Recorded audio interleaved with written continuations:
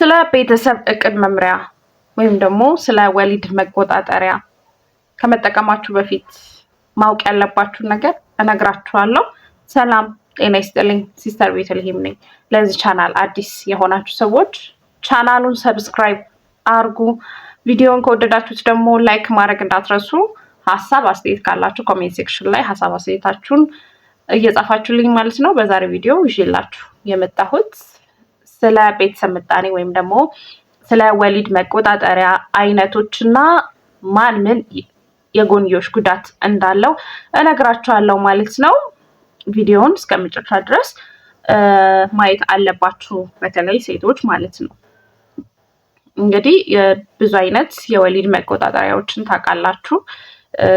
ሆርሞናሎች አሉ፣ እንደገና ደግሞ ፐርማነንት የምንለው አለ፣ እንደገና ደግሞ በማህፀን የሚቀበር የወሊድ መቆጣጠሪያ አለ ማለት ነው። ሆርሞናል ሜትድስ የምንላቸው ወይም ደግሞ ከሆርሞን ጋር የተያያዙ የቤተሰብ እቅድ ወይም ደግሞ የቤተሰብ ምጣኔ ላይ የሚሰሩ መድኃኒቶች አሉ።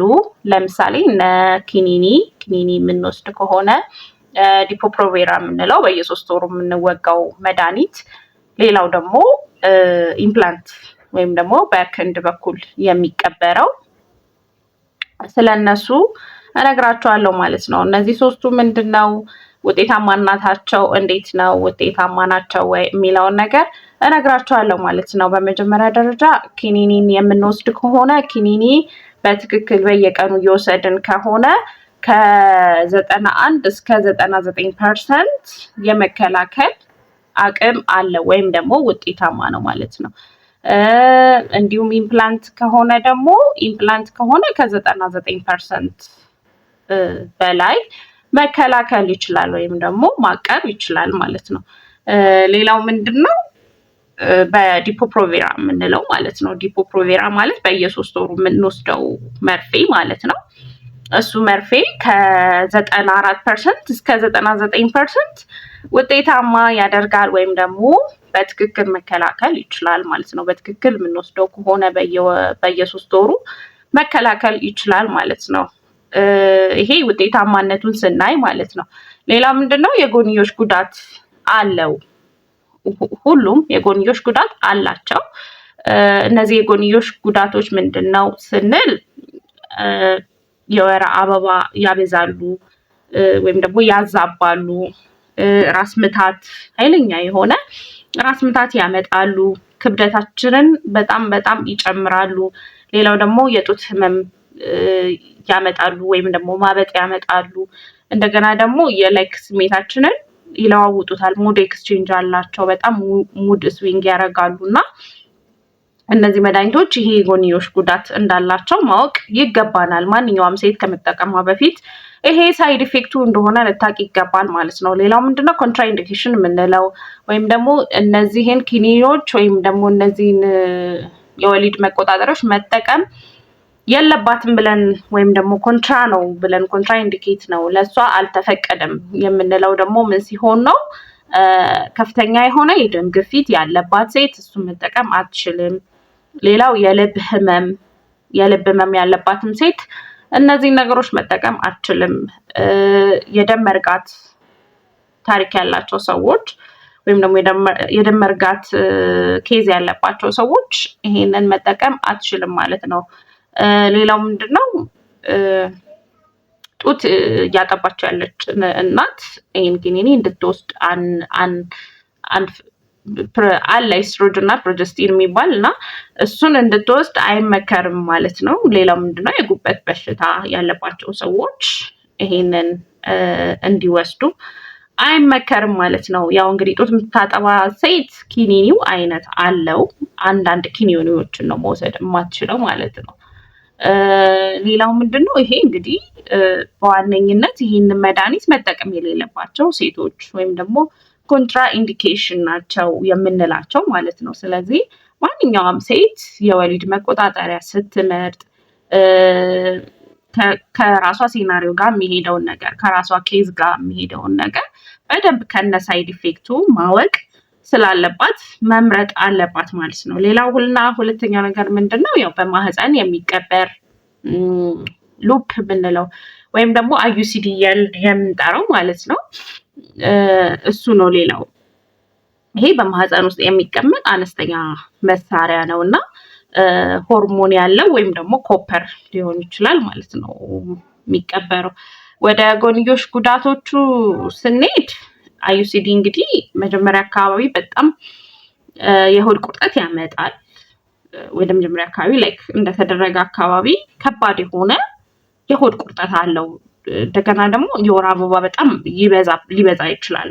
የወር አበባ መብዛት ሊመጣ ይችላል። በተለይ ይሄ ኮፐር አይነት ወይም እንትን መዳብ አይነት አዩሲዲ የምንጠቀም ከሆነ ማለት ነው። ሌላው ኢንፌክሽን አልፎ አልፎ በመጀመሪያዎቹ ሳምንታት ኢንፌክሽን ሊኖረን ይችላል ማለት ነው፣ አዩሲዲ ስንጠቀም ማለት ነው። ሌላው ይሄንን አዩሲዲ የሚባለውን መሳሪያ መጠቀም የለባቸውም ብለን የተቀመጡ ሴቶች አሉ ማለት ነው። ወይም ደግሞ እንዳልኳቸው ኮንትራኢንዲኬሽን ነው ለእነዚህ ሰዎች ብሎ የተቀመጠ አለ። የማህፀን ኢንፌክሽን ያለባቸው ሰዎች፣ ያልታወቀ የማህፀን የደም መፍሰስ ያለባቸው ሴቶች፣ እንደገና የማህፀን በር ካንሰር ወይም ደግሞ ሰርቫይካል ሲኤ የምንለው ማለት ነው። እነሱ ያለባቸው ሰዎች አዩሲዲ እንዲጠቀሙ አይመከርም፣ ሪከመንድ አይደረግም ማለት ነው። ስለዚህ አሁንም ማነጻጸር ይኖርብናል ማለት ነው። እኛ ሴቶች ውጤታማነቱን ስናይ ከ99% በላይ ውጤታማ ነው። እንደገና ለረጅም ጊዜ መጠቀም እንችላለን። አይ ቲንክ ከ3 እስከ 10 ዓመት ያለ አለ እና አይነት አላቸው ሊያገለግለን ይችላል ማለት ነው። ሌላው ምንድን ነው? ኮንዶም ነው። ኮንዶም እንግዲህ ወይም ባሪየር ሜትድ የምንለው ማለት ነው። ማለት ይሄ ብዙም ጊዜ ብዙ የጎንዮሽ ጉዳት የለውም። ምንድነው የጎንዮሽ ጉዳቱ? ያ የሚጠቀመው ሰውዬ የላቴክስ ወይም ደግሞ የፕላስቲክ አለርጂ ካለበት፣ የላስቲክ ነገር አለርጂ ካለበት ይሄንን እንዲጠቀም አይበረታታም ወይም ደግሞ አይገፋፋም ማለት ነው እንጂ ከዛ በዘለለ ከ85 እስከ 99% ኢፌክቲቭ ነው ወይም ደግሞ ውጤታማ ነው ማለት ነው። ሌላው ኮንዶምን ስናይ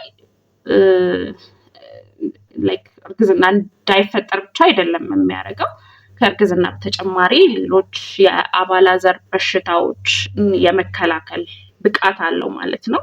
ኤስቲአይ የምንለው ነገር አለ። ብዙ አይነት ሲፊሊስ፣ ጎኖሪያ፣ ጨብጥ፣ ቂጥኝ ምናምን እነዚህ የአባላዘር በሽታዎችን የመከላከል ፓወር አለው ወይም ደግሞ ኃይል አለው ማለት ነው። ግን ምንድነው ኮንትራኢንዲኬሽኑ? ይሄ ላቴክስ ወይም ደግሞ ፕላስቲክ ሳይድ ኢፌክት አይ ሚን የፕላስቲክ አለርጂ ያለባቸው ወንዶች እንዲያደርጉት አይመከርም ማለት ነው። ሌላው ምንድነው? ፐርማነንትሊ ወይም ደግሞ ለዘላቂ መፍትሄ ብለን የተቀመጡ ነገሮች አሉ ሳይንስ ላይ። ፐርማነንት ሜትድ የምንላቸው ቫዞክቶሚ ይባላሉ። ምንድነው? የወንዶች የዘር ፍሬ ማስተላለፊያ ቧንቧን ማሰር ወይም ደግሞ የሴቶችን የማህፀን ቧንቧ ማሰር ወይም ደግሞ ቲዩባል ሊጌሽን የምንለው ማለት ነው። ለሴቶች ቲዩባል ሊጌሽን እንላለን፣ ያው ለወንዶች ደግሞ ቫዜክቶሚ እንለዋለን ማለት ነው። እነዚህ ምንድነው የጎንዮሽ ጉዳት ተብለው የተቀመጡት? ምንድነው ይሄንን ካደረግን ወይም ደግሞ ይሄን ፕሮሲጀር ካረግን በኋላ የሚመጣ ህመም አለ። ያው ለጊዜውም ቢሆን በአነስተኛ መጠን የሚኖር ህመም አለ ወይም እብጠት ይኖራል። ይሄ ኤክስፔክትድ ነው ማለት ነው። ይሄን ማወቅ አለብን። መጠቀም የሌለባቸው ሰዎች አሉ። ይሄንን ሁለቱን ፕሮሲጀሮች ኮንትራኢንዲኬሽን የሆኑ ሰዎች አሉ ማለት ለወደፊት ልጅን መውለድ ቶታሊ ነው የሚቀረው ማለት ነው። ልጅ መውለድ አይቻልም ማለት ነው። ስለዚህ ይሄ አንዱ ልጅ መውለድ እየፈለገ ይሄን ነገር ማረግ የለበትም ማለት ነው። ውጤታማነቱ 99% ውጤታማ ነው ማለት ነው። ስለዚህ እነዚህን የነገርኳችሁን 4 ነገሮች ኮንሲደር ማድረግ ያስፈልጋል ማለት ነው። በተለይ ሴቶች የሚስማማንን ለዘላቂ ችግር የማያጋልጠንን አይነት ሜትድ መጠቀም እንችላለን። ሁሉም ሳይድ ኢፌክት አለው፣ ግን ሪሌቲቭሊ ሳይድ ኢፌክቱ አነስ ያለውን መጠቀም እንችላለን። ያው ከዚህ በተጨማሪ ደግሞ ሪኮመንድ የሚደረገው ናቹራል ሜቶድ መጠቀም እንችላለን። የወር አበባ የሚመጣበትን ቀንና የሚሄድበትን ጊዜ በመያዝ ሬጉላሪቲውን በማጣራት እሱን ናቹራል ሜቶድ ብንጠቀም የተሻለ ይሆናል ማለት ነው። ከሁሉም ከሳይድ ኢፌክቶች ለመራቅ ማለት ነው። እና እነዚህ እንግዲህ ያው ከረንትሊ ብዙ አብዛኞቻችን የቤተሰብ ምጣኔ የምንጠቀማቸው በአብዛኛው በየሆስፒታሉ የሚታዩ ሁሉም ሰው የሚጠቀማቸው ናቸው። ስለዚህ ማነጻጸር ያስፈልጋል ማለት ነው።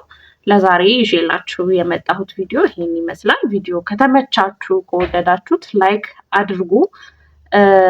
በሌላ ተመሳሳይ የጤና መረጃ እስከማገኛችሁ ድረስ ሰላም ሁኑ።